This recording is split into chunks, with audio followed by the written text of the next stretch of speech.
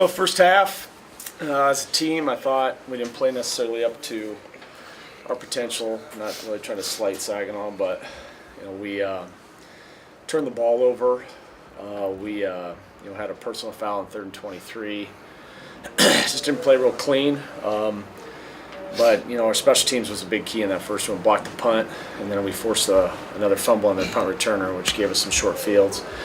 Halftime we came in, made some adjustments defensively and played a great second half. Defensively shut them out in the second half.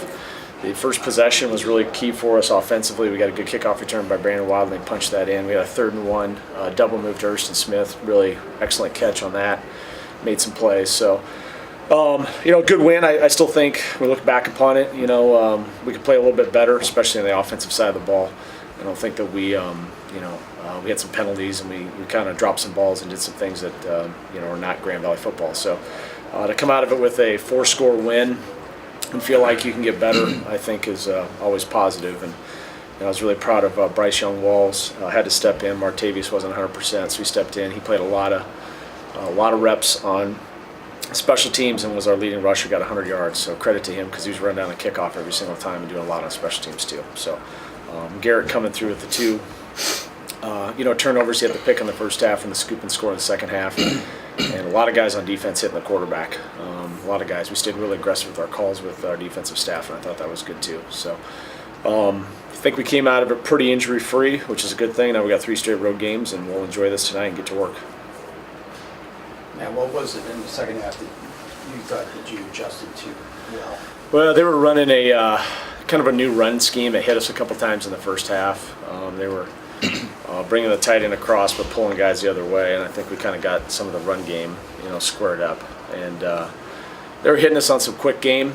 I thought that we played a little bit more man in the second half. We were able to kind of get away from that. We got into more 3rd and longs and kind of got them off got after the quarterback on some of the 3rd and longs. You guys have had such an easy time at home. The first 2 games, and they have that start the way it did. Is that a good test for you guys, or were you guys under nervous? No, I think it was. It's never good when you give up. I don't know. It felt like 80-yard pass. Yeah, it was 70. Okay. It's never good when that necessarily happens. I thought we got the stop, went down and scored. For them to answer, I think that's what you get in these rivalry games. They fought back and they answered. And then it was kind of wild there for a while between special teams and turnovers, and it was just kind of back and forth. So, some highs and lows, some ups and downs there, especially in the first half. It's probably good to go through and learn from those situations. Can you fill us in on what's going on with Marty Carter? He had a lower body injury at the end of the last game, and we thought he might be able to go. He didn't practice Tuesday or Wednesday, practiced Thursday, wasn't 100%. We kind of saw him in pregame warm-ups, and we had him out there early in the game, and we just it didn't look like he was 100%. I mean, I think he was trying really hard, but it wasn't there. It wasn't where it needed to be, so we kind of leaned on Bryce a little bit more. How concerned are you about that? I don't think it's a long-term injury. I think it was like a game-time decision. We tried it, so I would anticipate. I don't think there's going to be any issues with it moving forward. Unless something changes, but I don't think there's going to be any problems. So this is something you guys could all touch in on. The Grand Valley Saginaw Valley games always tend to be pretty close, especially last year, with the double overtime. What's it like for you guys to get a convincing victory in a rivalry game like this? A lot of pad popping out there, so that's what you kind of expect in that. The same thing. Like, I don't know that when you play Grand Valley, we kind of have an internal expectation of performance, and then, like I said, I think there's some things we go back on tape, even though we won by 4 scores, that we can be better at.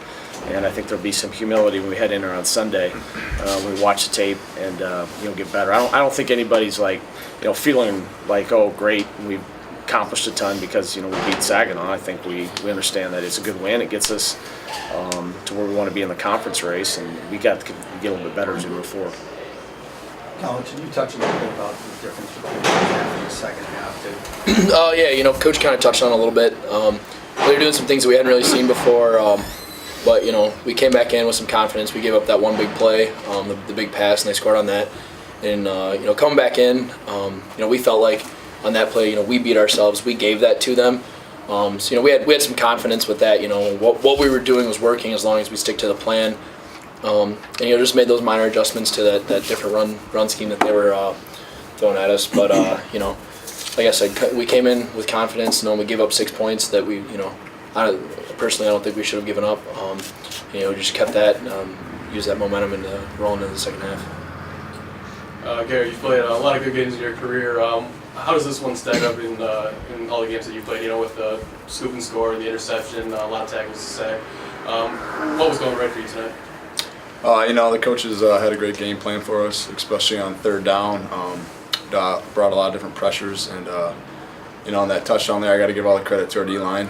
I was just more of a spy there on the running back and happened to be in the right place at the right time. But as a defense, I think we've continued to get better each week, and personally, I feel more comfortable each week, and I think we continue to build confidence and get better. And like Coach Mitch said, there's still areas that we need to improve on, and continue to keep pushing everybody and myself.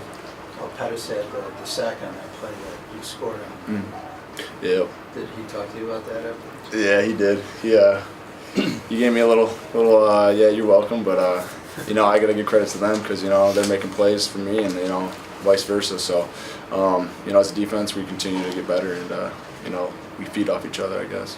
How much pride do you take as a defense in a game like this where you are able to adjust everything locked in? Then you held them to 6 of 16 to third down. Yeah. You got a lot of turnovers, got in the end zone.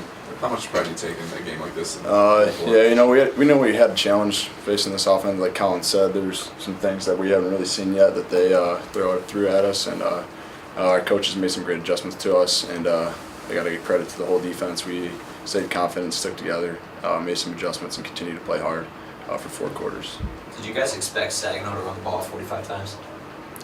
Yeah. I don't know. I think we've kind of, after playing Indy or whatever, when they ran the ball on us, I think that kind of, exposed some things. In a lot of teams, it's kind of been a common theme. I don't know if it's just their scheme or if it's, they're seeing that film, and teams are going to try and put the ball on the ground and run it right through the heart of our defense. After putting something like that on tape, week one, you got to expect teams to come out and try and hit us in the mouth and try and run the ball down through the teeth of our defense. That stuff from the first week, does that still have a better taste for you guys on defense? No, not really. It happened. We had some humility, got on tape, and we learned from it. And that's basically, we just use it as a learning, film to learn from, and it brought us closer together as a defense. But no bitterness, I'd say. Just keep getting better each week. Yeah. Coach, your defense looks faster. Is that just coming with confidence, maybe, and knowing what they're doing? Maybe some of that. Yeah, I think some of that, and I think we recruit well and we've got good players. So The speed's showing up. yeah, and it's showing up. And like I said, you talk about they rushed the ball 45 times, but 6 of those are sacks, and we held them to 100 yards total rushing, including some rushes there at the end of the yard. So probably our starters, held them less than I would guess, probably 2 yards per carry in total. So it's something that we've been doing a really good job of here the past, during this 4-game win streak that we're on. We're doing a good job stopping the run.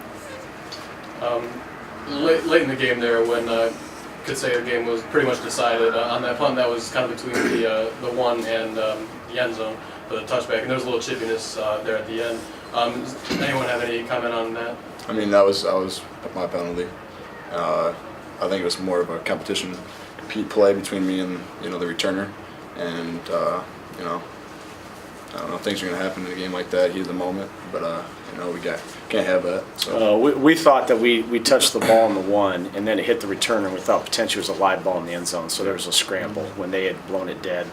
I think players were still playing even though the play was blown dead, because we thought that the guy had touched his leg and blown the end zone. We were trying to recover it at that point in time, so it's probably more of a product of that, some indecision of what was going on in that play. I'm not saying the officials' indecision, but everybody out there was kind of confused what was happening. That probably led to that more than anything.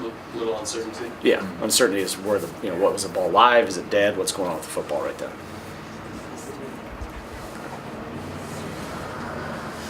Good. Thanks, guys. Thanks. Thank you. Congrats. Thanks, guys. Yep.